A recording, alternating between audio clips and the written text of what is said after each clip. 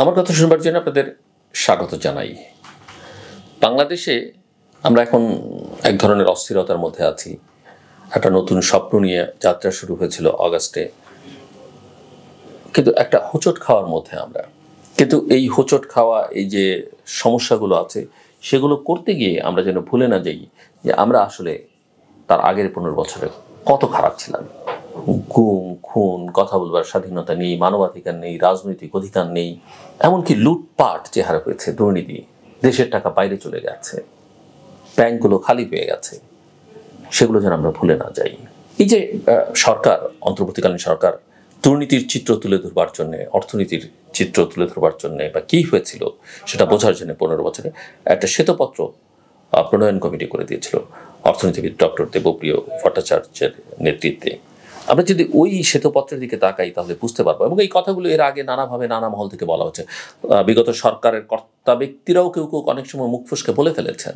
গত 15 বছরে শেখ হাসিনার শাসনামলে বাংলাদেশ থেকে গড়ে প্রতি বছর 16 বিলিয়ন মার্কিন ডলার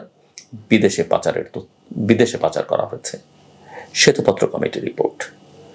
এবং সেই হিসেবে গত 15 বছরে পাচার হয়েছে 240 বিলিয়ন বা 2,40,000 মার্কিন ডলার।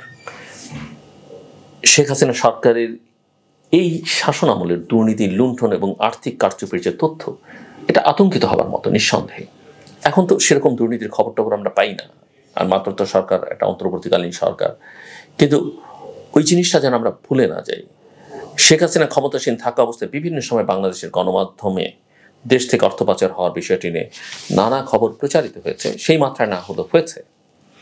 এবং দুর্নীতি বিরোধী আন্তর্জাতিক সংস্থাও বিভিন্ন সময় অর্থ পাচার নিয়ে নানা ধরনের রিপোর্ট প্রকাশ করেছে।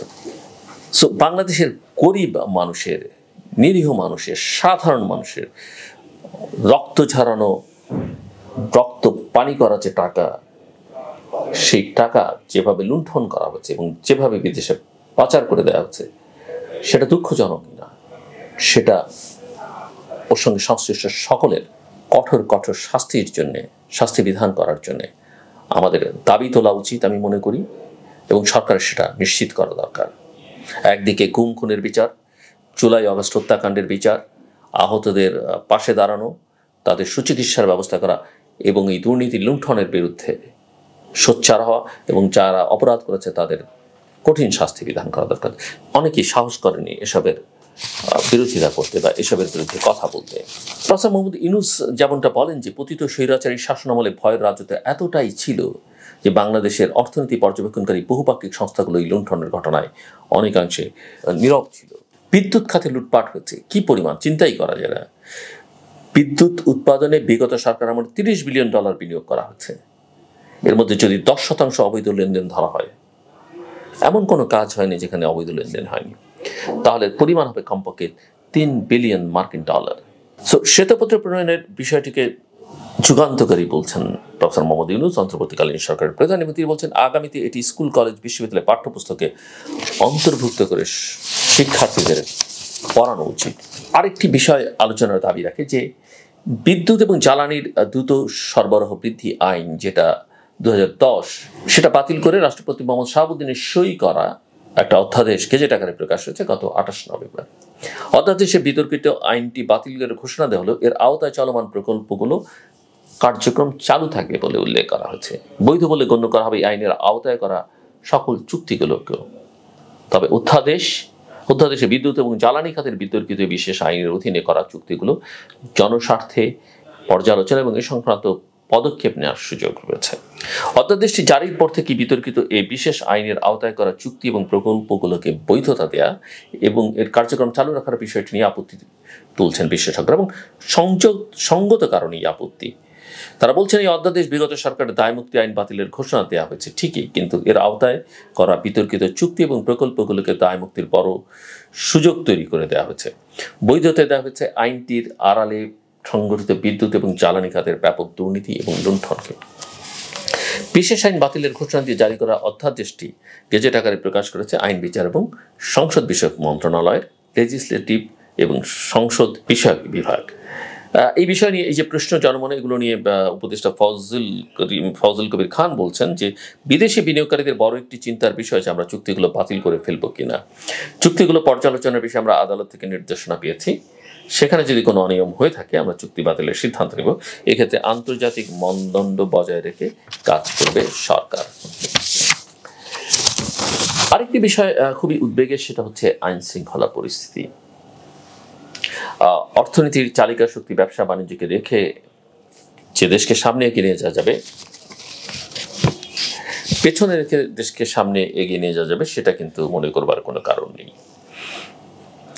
কিন্তু বেসরকারি খাতের ব্যবসা বাণিজ্য অর্থনীতি চালু রাখবার ক্ষেত্রে, পরিচালনার ক্ষেত্রে বহুমুখী সমস্যা রয়েছে।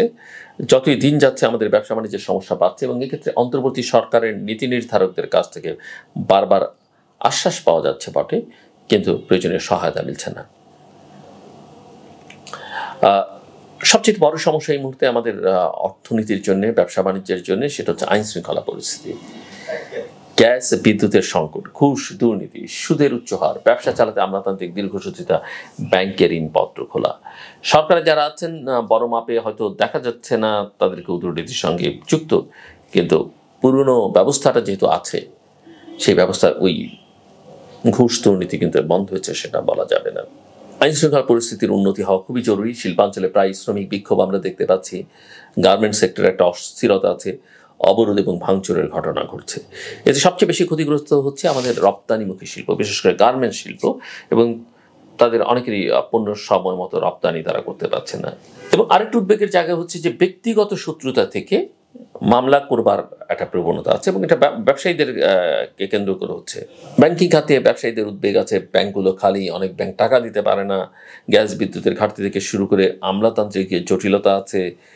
জুলাই আগস্টের ছাত্র জনতার অভ্যুত্থানের মাধ্যমে আওয়ামী লীগ সরকার বিদায় নেওয়ার পরও সরকারি প্রশাসনে বড় ধরনের পরিবর্তন হয়েছে বলা যাবে না। এখনও ব্যবসায়ীদের সেবা নিতে ঘুষ দিতে হয়, অর্থাৎ প্রশাসনের ব্যক্তিদের সবার চরিত্র বদল হয়েছে সেটা বলা যাবে না। সো ব্যবসা বাণিজ্যে যে স্থবিরতা চলছে সেটি কাটিয়ে উঠতে হলে অগ্রাধিকারের ভিত্তিতে কিন্তু সমস্যাগুলো সমাধান করতে হবে। সব মিলিয়ে একটা জটিল পরিস্থিতি। এই জটিল পরিস্থিতির সমাধানের একটাই উপায় আমি দেখি, সেটা হচ্ছে যে যত দ্রুত সম্ভব একটা প্রতিনিধিত্বশীল সরকার নিশ্চিত করতে হবে, এবং সেটা নিশ্চিত করতে পারলেই আসলে যে সংকটগুলো আছে সেগুলোর সমাধান হয়তো দীর্ঘমেয়াদে হবে না, বাট একটা হোপ তৈরি হবে। ব্যবসায়ীরা, বৈদেশিক বিনিয়োগকারীরা তারা বুঝতে পারবে যে দেশেতে ভবিষ্যৎ কি হতে যাচ্ছে। অন্যথায় একটা অনিশ্চয়তা, অস্থিরতা থাকছে, এবং সেটা কোনো অবস্থাতেই কাম্য নয়, কল্যাণকর নয়। আমার কথা শুনবার জন্য আপনাদের অসংখ্য ধন্যবাদ। আপনাদের সবার জন্য শুভকামনা।